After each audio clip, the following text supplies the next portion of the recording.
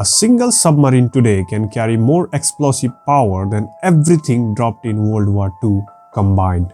Think about it.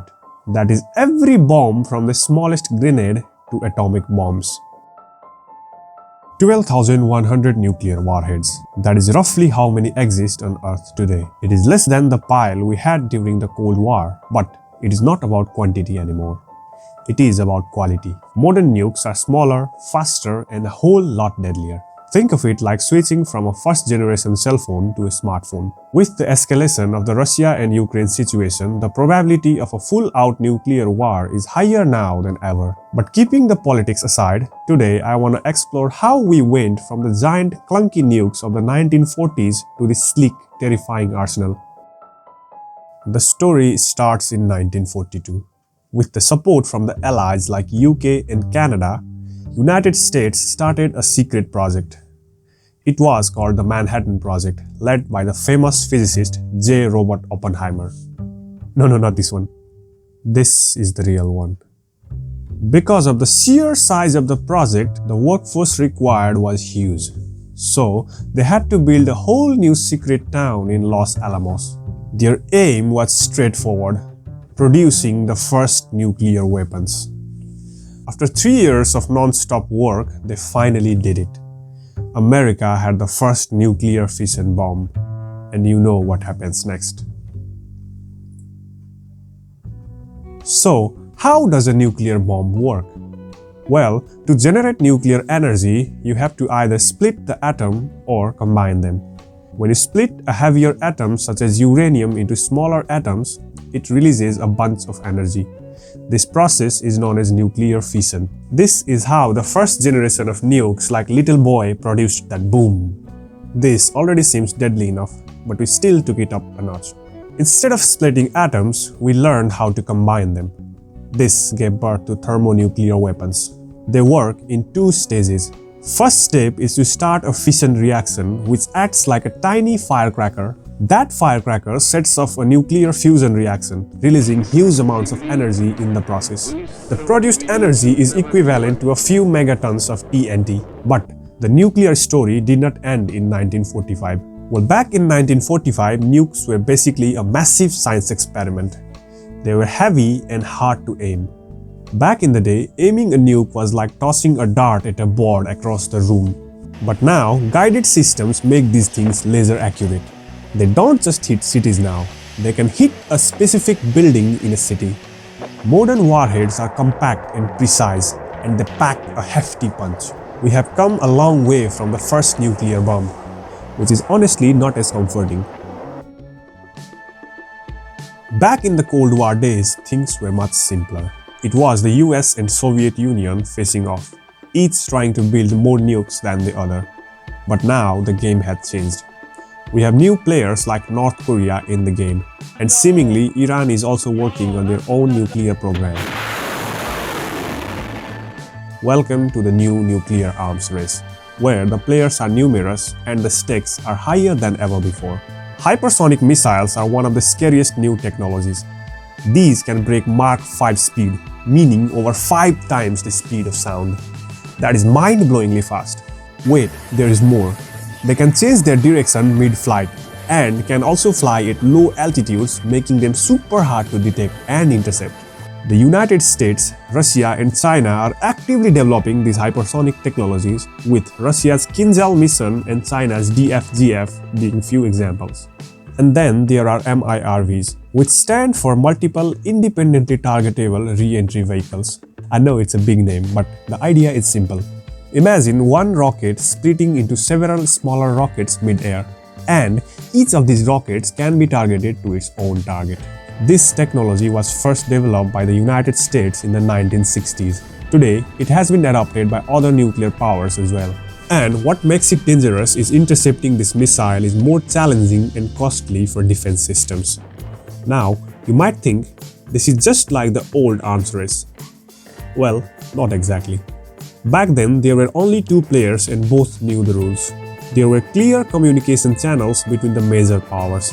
Today, with more countries involved and technology changing so fast, it is much harder to keep things under control. Some of these new weapons blur the line between conventional and nuclear war. That could make countries more likely to use them, thinking they can avoid full-scale nuclear conflict. As we look to the future, it is clear that managing this new arms race will be one of the biggest challenges we face. As complex as nuclear weapons have become, they can still be targeted by cyber warfare. And in this digital age, that has taken on a whole new dimension. Okay, so let's talk about nuclear command systems. As much as I would like to believe, they are not just a big red buttons anymore. They are a complex network of computers, satellites, and sensors.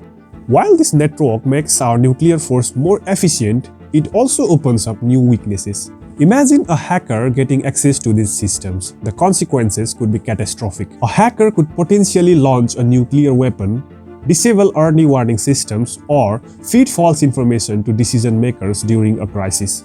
Even if they don't gain direct control, just the suspicion of a breach could destabilize the delicate balance of nuclear deterrence. But surely these systems are super secure, right? Well, yes and no. The military does its best to protect these networks. But as we make our nuclear systems more advanced, we also make them more complex. And complexity is a hacker's best friend. Every new feature, every update, and every connection to another system is a potential weak spot. Although the chances of getting hacked are super low, we cannot say it won't happen. In 2007, Israel reportedly used a cyber attack to disable Syrian defenses before bombing a suspected nuclear site.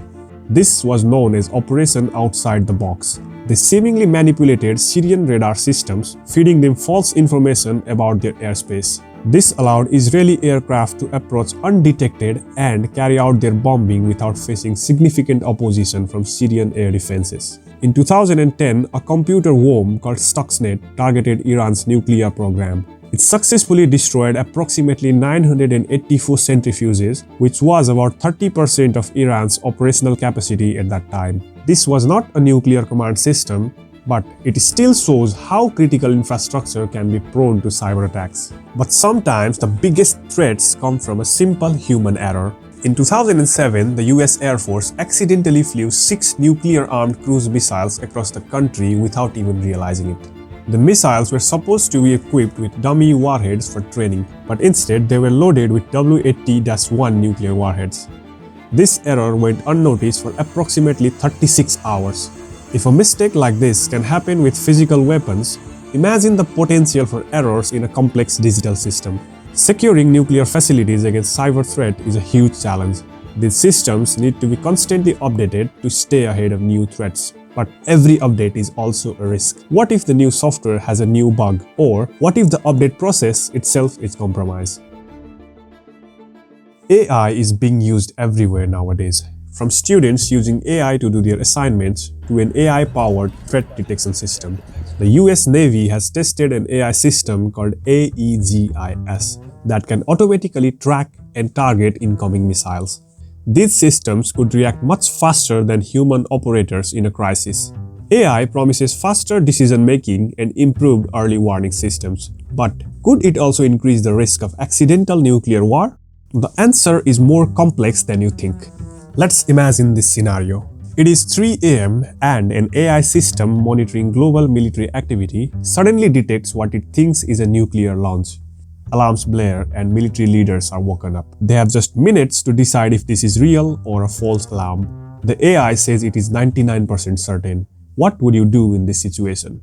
This is not just a hypothetical situation. It is a real concern as AI becomes more integrated into our nuclear command systems.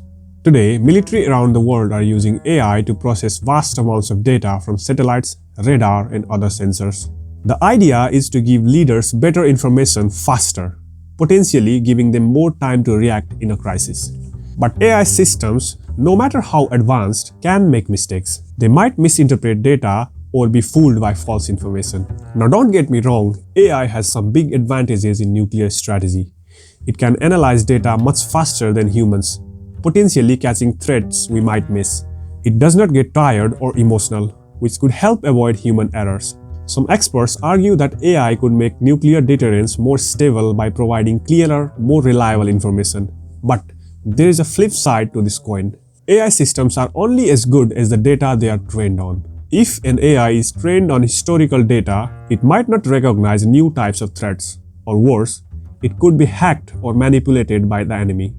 This seems too far-fetched, but as we move forward, the race to develop AI for nuclear system is heating up. Countries are competing to create the most advanced, most reliable AI. But this competition brings its own risks. What happens when multiple AI systems start interacting with each other in a crisis? We just have to wait and watch. Okay, so we have seen how modern nuclear warfare has become a whole new ballgame. It is not just about big bombs anymore. We have got miniaturized warheads, AI in command systems, and a new arms race with more players than ever. I think this makes modern nuclear warfare far more dangerous than it ever was. Keeping everything under control has become more difficult these days. We have officially entered the era of smart bombs. If you like this video, then please hit the like button and check this video out. Thank you for watching.